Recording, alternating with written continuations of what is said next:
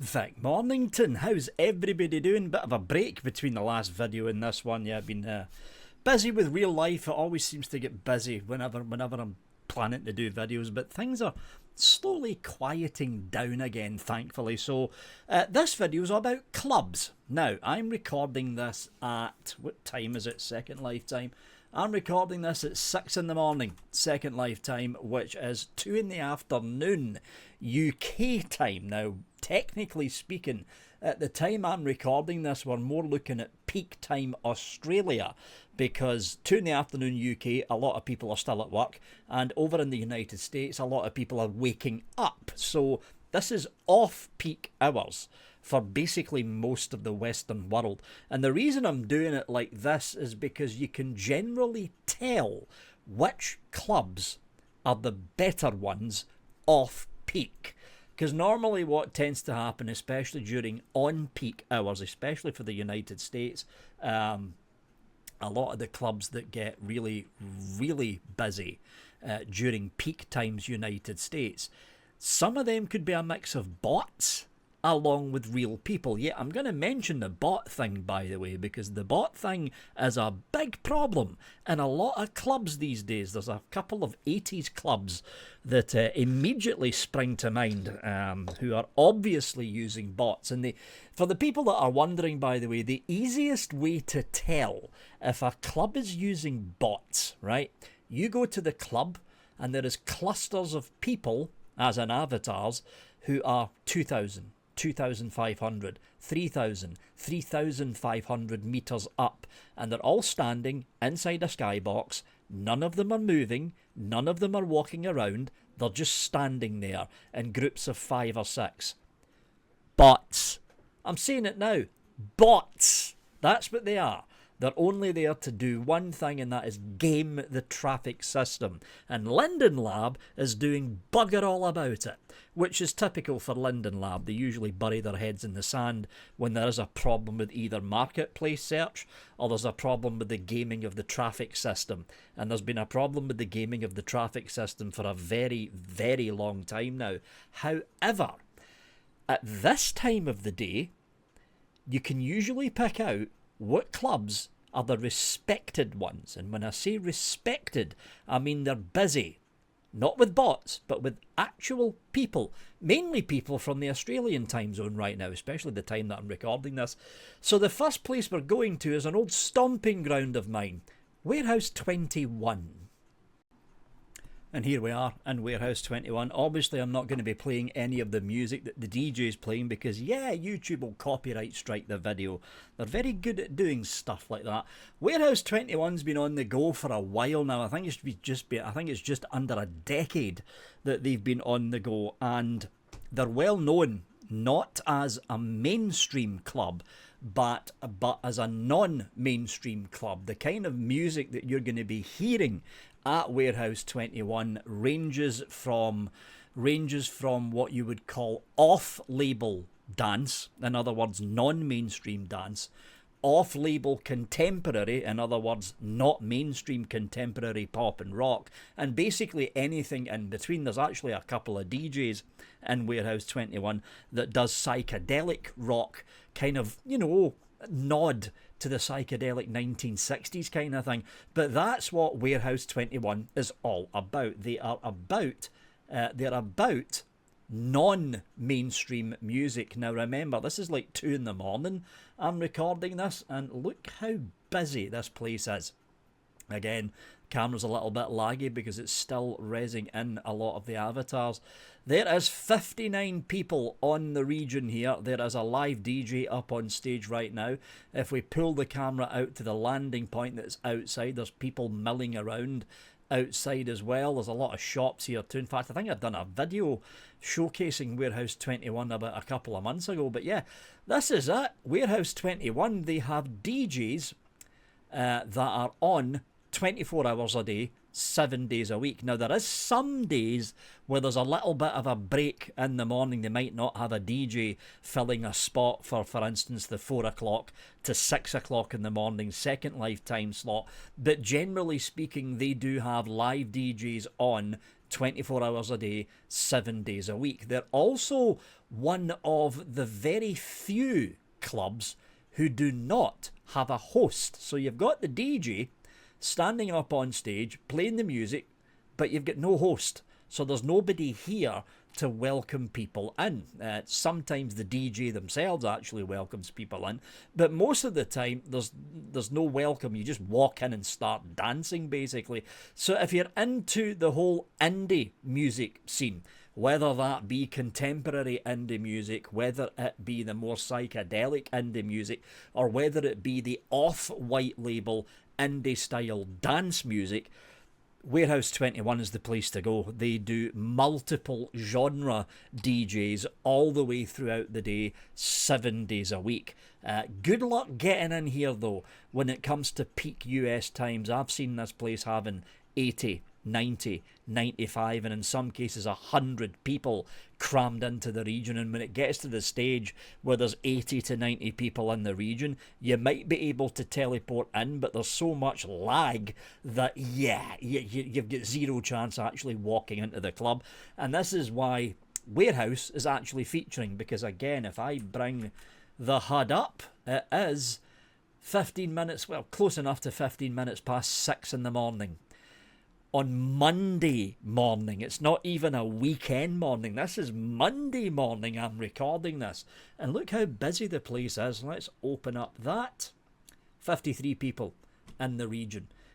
You can be guaranteed that when it gets to the likes of 8 o'clock, 8 o'clock peak UK time in the evening, there'll be about 70 people here. When it gets to about 8 o'clock Central Standard Time US, you're going to be looking at 80, 90 people in here.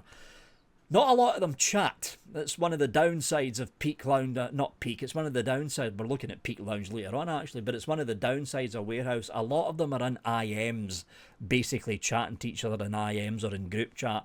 You do sometimes get a little bit of a conversation going on in local chat, but that's more the exception rather than the rule. So that is Warehouse 21. I did mention Peak Lounge, and that's where we're going next. So here we are at Peak. Peak Lounge has had a bit of a checkered past, in its history. The original owner, hold on, I am in the way of the landing point. I better move. There we go. The original owner actually sold Peak Lounge to a skill game company, Sun Valley. That's them actually there. And Sun Valley's one of the bigger skill game companies, like slots, roulette, that kind of thing. All perfectly legal within the terms of service of Linden Lab and all that stuff, of course. But yeah, there's been a bit of a checkered past with Peak Lounge. There's been ups and downs of Peak Lounge in the past as well. By the looks of things, things have settled down for Peak. I know that, I think it was at the beginning of last year, 2024, there was a big argument going on between the former owner of Peak, Chad Lempton, I think that was his name, and the new owners of Peak, Sun Valley. By the looks of it, that argument has ceased because Chad Lempton's replacement club for Peak, Zenith, has actually shut down. At least as far as I know, it's shut down. There was a huge argument going on, and I'm only reading about the after effects of this, because to be honest, Peak's not one of my regular clubs. They're more into the kind of techno house heavy EDM kind of things than I like. I'm more of a fan of rock and general pop. That's what I'm more of a fan of. But I know the Charlie's Angels, 3 Girls in SL, they spend an exorbitant amount of time at Peak Lounge and, for that matter, Warehouse 21, dancing away when they're not shopping. And from what I'm led to believe from the blog posts that were put up by the 3 Girls in SL, the former owner of Peak, who sold Peak, the club we're in right now, to the new owner, suddenly started complaining about what the new owner may or may not do with the future of Peak Lounge, even though it had nothing to do with him anymore, because he sold the damn club, Chad. Are you watching this, Chad? So what did Chad go and do? Chad opened up his own club, renamed it Peak, to compete against the Peak he just sold, and then copied basically everything to do with Peak Lounge. Now, apparently that club is now gone. by the looks of it, London Lab kind of got involved and kind of sorted things out. I am no longer seeing Zenith showing up on search, and I think the Zenith Club under Chad Lempton is now basically shut down. So here we are at Peak Lounge. Let's switch on the hover cam. When you first teleport in, you will teleport into the landing zone that you're seeing right here.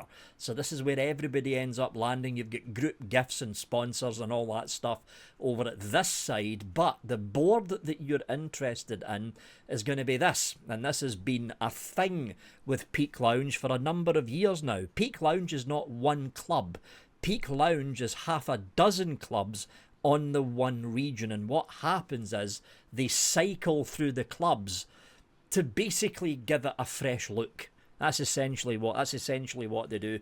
Unlike a lot of other clubs out there, like Warehouse 21, like Muddy's Music Cafe, which I think we're going to be looking at in this video as well, like Fogbound Blues, like Totally 80s, unlike all those clubs, which is one set-piece venue, Peak Lounge is half a dozen set-piece venues that you basically cycle through.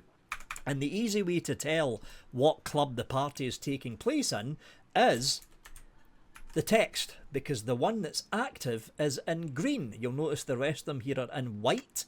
The one that people are partying in, however, is in green, and all you need to do is click on Zenith, which is the current one that's green. You'll be instantly teleported over, and here we are at Peak. Now, this is one of the newer clubs from what I remember. They change these clubs out, by the way. If the build gets old, they rip the entire build down and make a new one. I don't know how often they do that, though. But if we just walk in here, there is a load of people at Peak. Get through the door, wind our way through all these folks. How many are here?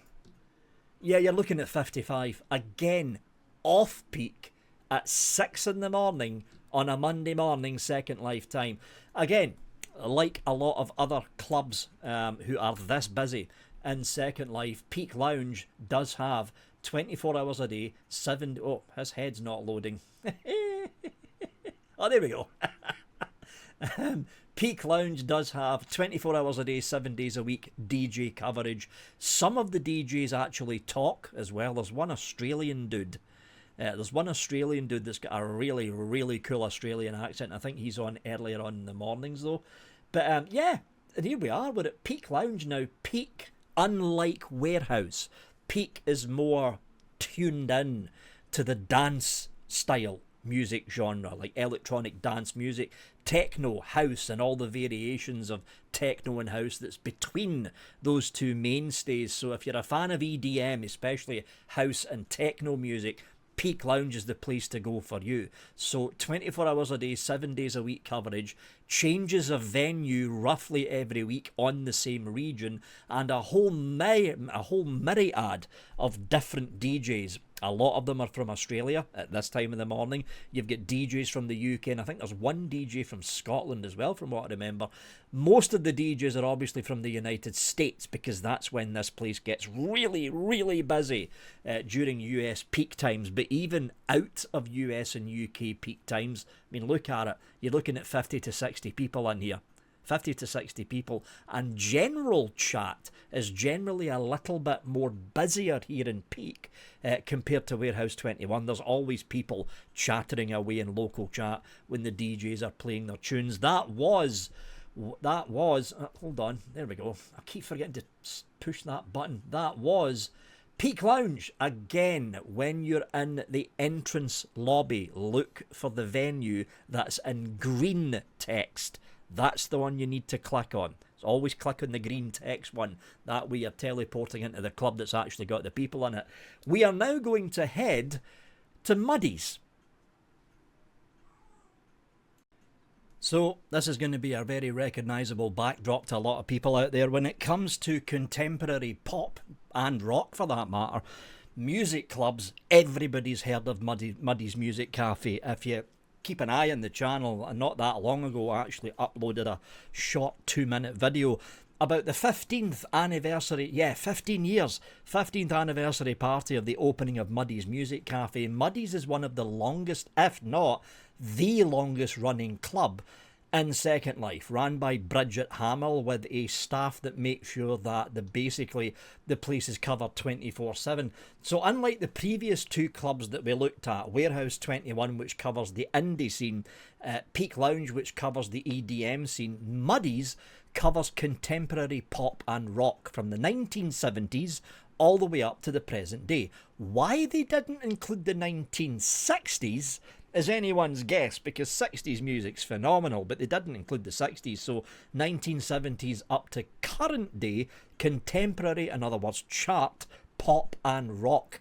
That's the kind of thing that you're going to get in Muddy's Music Cafe. Right now, if we just push the camera outside, they're still winterified, as you can see, because hey, it's winter in the Western Hemisphere, so they're still all winterified. They've got the same old mall outside at the back end of the region, but the most important part is going to be the club. Now again, I'm recording this at stupid o'clock in the morning. I'm basically recording all these videos in sequence on the same day. So if we just spin the camera around, and my viewer started lagging. Yes, it has.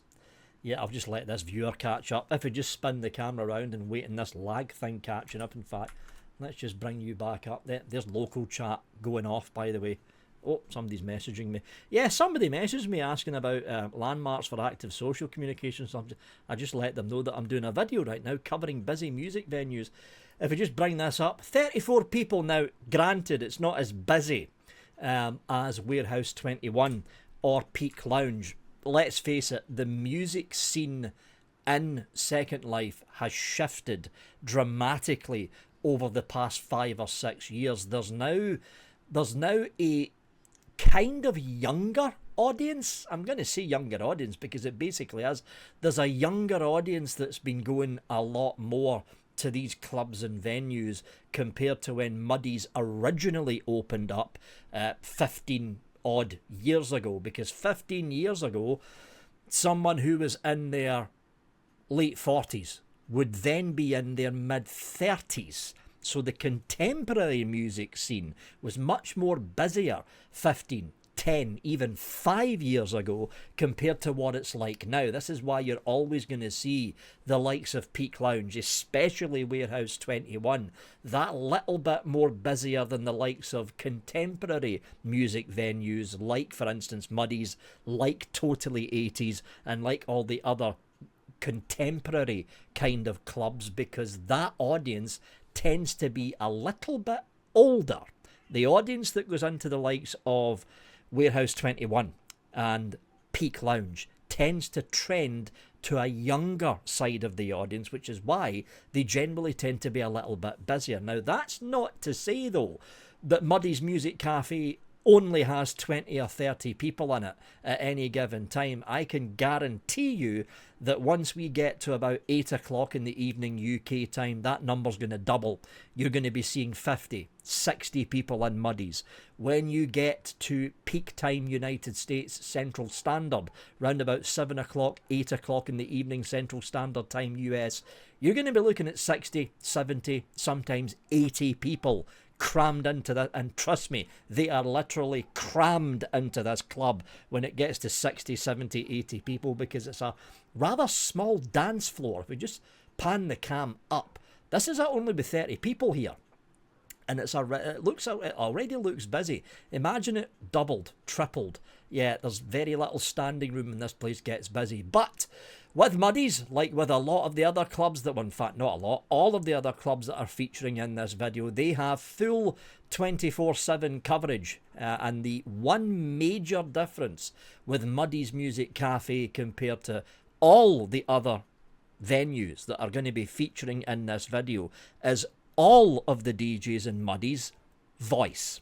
So they don't just play music and welcome people in, they're actually on mic during the stream as well, introducing new songs, saying hello to people in chat, and basically keeping general chat going. Because if we open this up, look, that's local chat. You're not going to see local chat that busy in a lot of other clubs currently on the grid.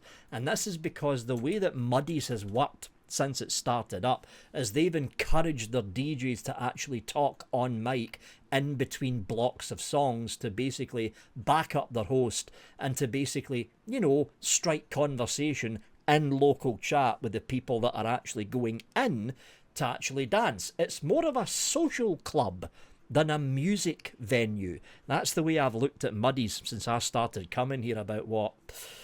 Well, actually since it started, because this avatar's 17 years old, and I think I vaguely remember the announcement of Muddy's Music Cafe opening up in its original venue. I vaguely remember going to the opening party.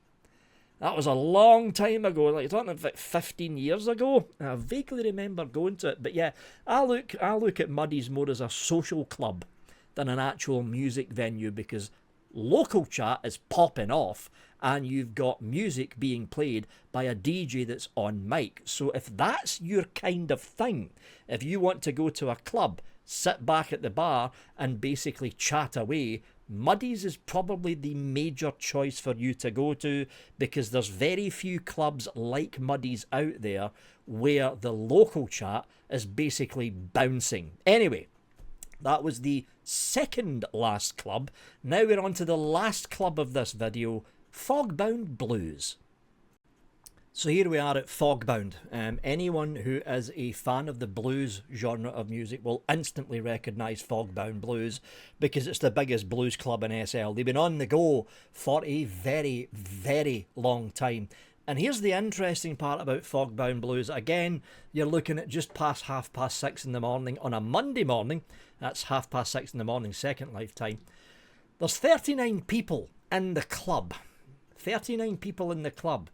However, if we get the fly cam going and we look at the stage, there's no DJ. There's no DJ.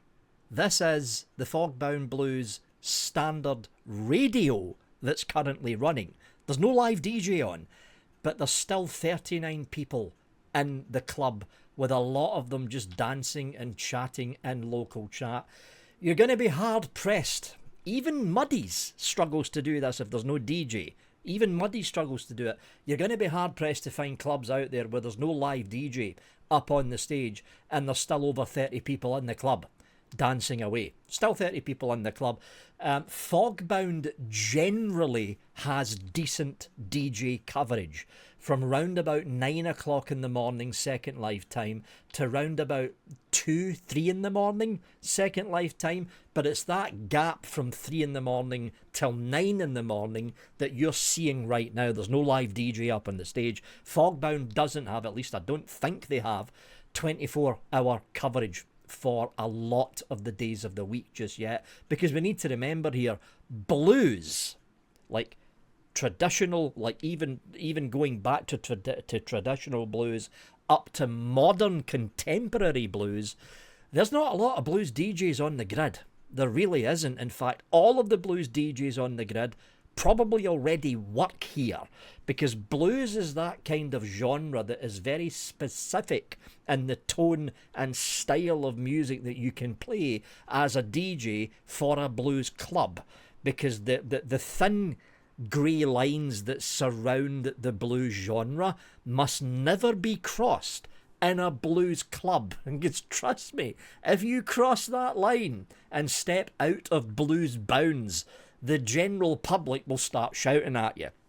So this is why Fogbound make sure that they basically hire actual DJs that know about the blues genre, the different branches of the blues genre, the different traditions of the blues genre, and they also make sure the DJs that they're hiring has knowledge of traditional blues going back to the 1940s, 1950s, all the way up to contemporary blues of the 2020s. And you're going to find that here at Fogbound. But yeah, 34, 35 people in the region, and they don't even have a live DJ up on stage. They're just listening to Fogbound Blues Radio. And there we go, folks. Now, there is a number of other clubs out there. That could have featured in this video, but I wanted to keep this video on the shorter side. There will probably be a part 2 to this video later on this month. We're still at the beginning of the month, so it gives me a bit of time to plan out part 2. But what I thought I'd do is feature the big 4.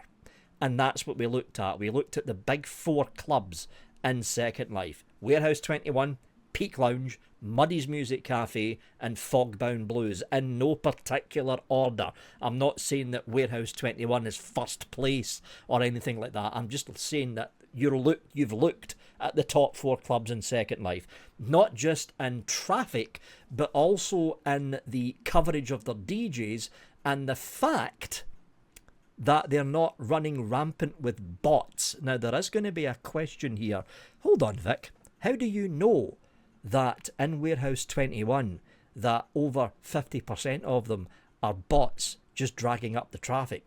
Well, there's a simple way to do that. Over the past month, in fact, during the month of January, what I done in preparation for this video is actually pop into the 4 clubs that featured in this video on the run-up to recording it, and I took a general sample. So let's say in Warehouse 21 there was 60 people in that club. I would IM 30 of them saying, "Hi, my name's Vic Mornington. I'm currently doing a video featuring the top clubs in Second Life, and I'm messaging you to see if you're a bot." That was basically how the message went.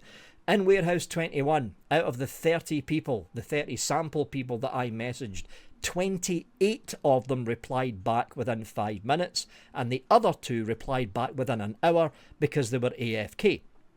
In Peak Lounge, out of the sample of 30 people that I messaged, 20 of them replied within 5 minutes, and another 6 replied within the hour, and the rest of them didn't reply. Now, look at that to say, oh, like maybe those 5 people were bots. I don't know. Maybe they were just ignorant and didn't choose to reply back. In I've said that. In Muddy's that we just left, out of a sample of 70 people in the club at that time, I messaged 35 of them. 32 of them replied back within 5 minutes, and the remainder replied back within the hour. Here in Fogbound Blues, out of a sample of 42 people, I messaged 20. All 20 of them replied back within 5 minutes. That's how you can tell if the people that's in the club that you're standing in are bots or not. Are they going to reply back? Because generally speaking, traffic bots do not have an AI chat system hooked up to them. They're just bots. They just stand there doing nothing. And that's the reason that it took a little bit longer than it should have to make this video. The whole intent of this particular video you're looking at right now was this video was going to be up in November, December of last year. But then the bot question popped up.